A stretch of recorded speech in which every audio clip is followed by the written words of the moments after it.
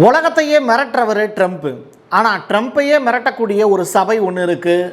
அதற்கு பேர் தான் அமெரிக்காவில் இருக்கக்கூடிய செனட் அப்படிங்கிற சபை. இந்த சபையில் இருக்கக்கூடிய உறுப்பினர்கள் இப்போ ஒரு சம்பவத்தை பண்ணியிருக்காங்க. அது ட்ரம்ப்புக்கு நெருக்கடியை ஏற்படுத்தியிருக்கு. அது என்ன? கத்தோலிக்க சபை பெருசா இல்லை முஸ்லீம் சமுதாயம் பெருசா, யார் பெரியவங்க அப்படின்னு அடிச்சுக்காட்டு அப்படின்னு சொல்கிற மாதிரி தான் இப்போது ஒரு சம்பவத்தை நடத்தியிருக்காங்க. ஸோ இந்த ரெண்டு பேரில் யார் பெரியவங்க? இதற்கு ஏன் ஷெபாஸ் ஷெரீப் தலையில் கை வச்சு அமைதியாக இருக்கார்? ஏதோ ஒரு காரணம் இருக்கும்ல, ஏதோ ஒரு ப்ரெஷர் அவருக்கு இருக்கும். அது என்ன? ஈரானுக்கும் அமெரிக்காவுக்கும் இடையில் நடந்துக்கிட்டு இருக்கக்கூடிய மோதலில் சில இன்ட்ரெஸ்டிங்கான விஷயங்களை பற்றி தான் நம்ம இப்போ பார்க்க போகிறோம். வாங்க பார்க்கலாம் உறவுகளே. இது பிரசாத் சிக்னேச்சர். உங்களுடைய தொழில் சம்பந்தமான விளம்பரங்களை நமது சேனலில் ஒளிபரப்ப உங்களுக்கான அருமையான வாய்ப்பு.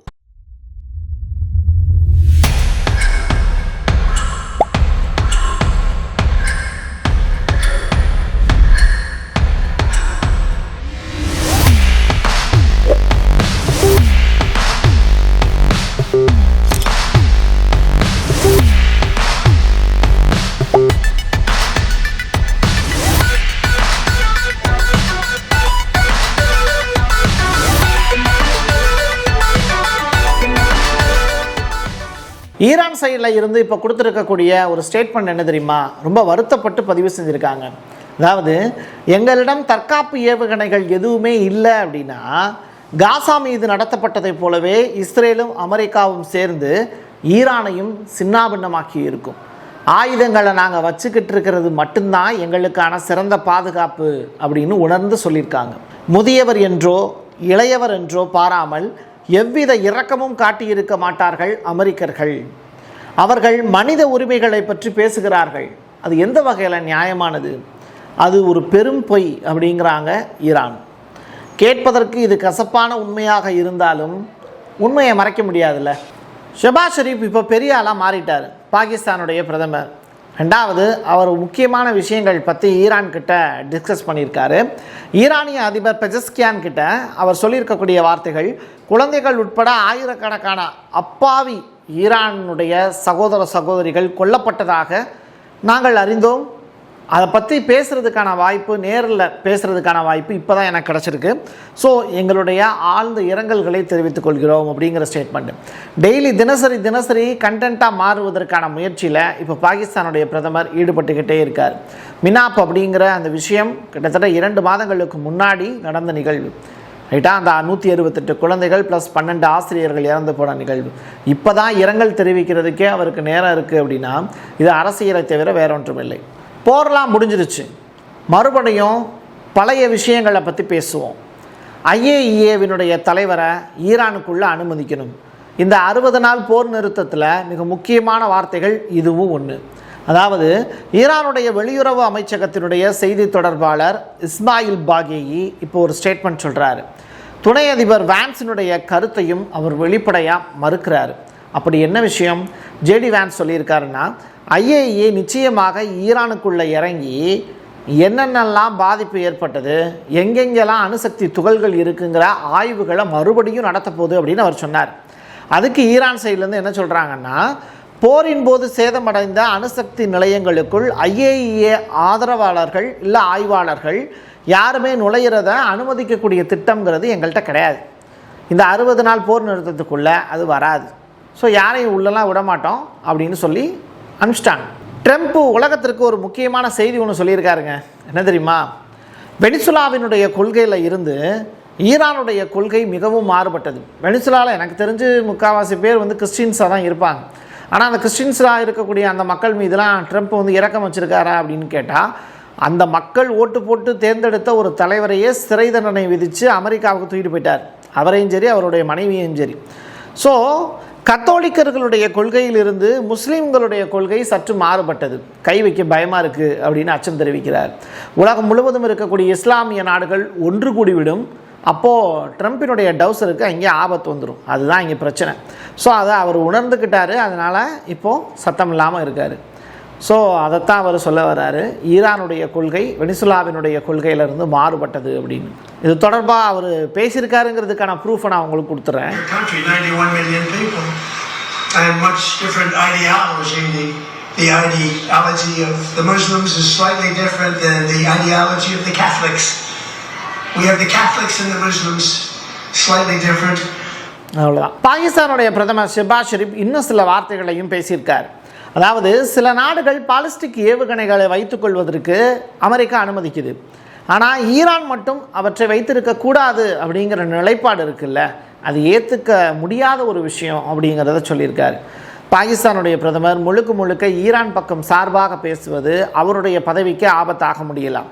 ஆனால் அதுவும் தெரிஞ்சு அவர் பேசுகிறாரு அப்படின்னா கொடுக்கப்பட வேண்டிய நிதி பாகிஸ்தானுக்கு இன்னும் கிடைக்கப்பெறாமல் இருக்கலாம். அதன் காரணமாக இப்படி கொக்கரிக்கிறாருங்கிற மாதிரி தான் தோணுது. ஸோ இத்தகைய இரட்டை வேடத்தை ஏற்றுக்கொள்ள முடியாது அப்படின்னு பாகிஸ்தானுடைய பிரதமர் சொல்லியிருக்காரு. நம்மளும் அதை தான் சொல்கிறோம், இது இரட்டை வேடம், இது ஏற்றுக்கொள்ள முடியாது. மெரைன் டிராஃபிக் வெளியிட்டு இருக்கக்கூடிய மிக முக்கியமான அறிவிப்பில் ஒன்று தான் நம்ம பார்க்க போகிறோம். இந்தியாவினுடைய 60க்கும் மேற்பட்ட கப்பல்கள் இப்போ இந்த ஸ்ட்ரெய்ட் ஆஃப் ஹார்மஸை கடந்து போயிருக்கு அப்படிங்கிற மிக முக்கியமான தகவல் ஒன்று ரிலீஸ் ஆகிருக்கு. ஹார்மோஸ் ஜலசந்தி மறுபடியும் புத்துயிர்ப்பு பெறுகிறது. அதாவது அவங்க வெளியிட்டிருக்கக்கூடிய அறிவிப்பின்படி ஒரு வாரத்தில் கிட்டத்தட்ட மும்மடங்காக அதிகரிச்சிருக்கு கப்பலுடைய போக்குவரத்து. ஜூன் 12 இருந்து 14 வரைக்கும் 32 இருந்த கப்பலுடைய எண்ணிக்கை அப்படிங்கிறது 19 இருந்து 21க்குள்ள 93 கப்பல்கள் டிரான்ஸ்ஃபர் ஆகிருக்கு. அதாவது ஒரு இடத்துலேருந்து இன்னொரு இடத்துக்கு மூவ் ஆகிருக்குங்கிறாங்க.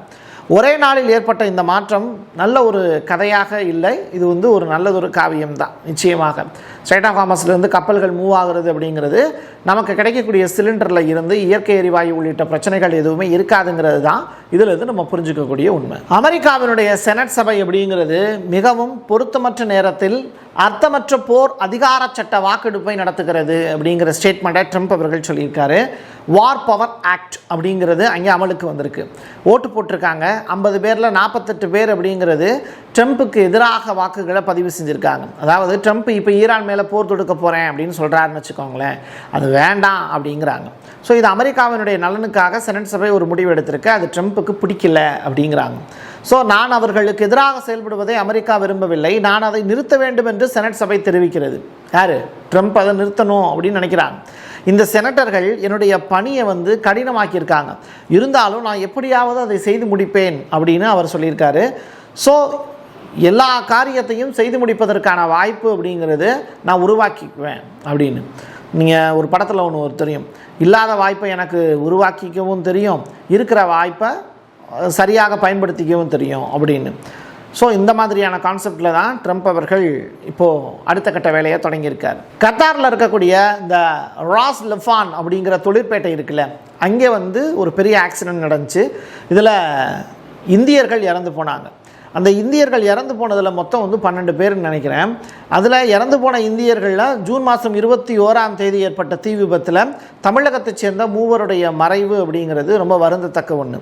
கத்தாரில் ஏற்பட்டிருக்கக்கூடிய அந்த நிகழ்வுக்கு தமிழ்நாட்டினுடைய முதலமைச்சரும் வருத்தம் தெரிவிச்சிருக்காரு அப்படிங்கிற ஒரு விடயம் பார்த்தோம். அதற்கு பிறகு பார்த்திங்கன்னா அம்மோனியா வாயு கசிவால் இறந்து போயிருக்கக்கூடிய தமிழ்நாட்டைச் சேர்ந்தவர்கள் 15 வயதுக்கு உட்பட்டவர்களே 2 சிறுவர் சிறுமிகள் இருக்காங்க அப்படிங்கிற தகவல், அதுவும் வேதனையான விஷயம்தான். இந்த நிகழ்வு கேள்விப்பட்டு தலைமைச் செயலகத்தில் கொண்டு வரப்பட்ட கேக்கையே திருப்பி அனுப்பிச்சிருக்காரு. அந்த கேக்கினுடைய மாடல் அவருக்கு பிடிக்கலன்னு நினைக்கிறேன், விஜய்க்கு திருப்பி அனுப்பிச்சிட்டார்.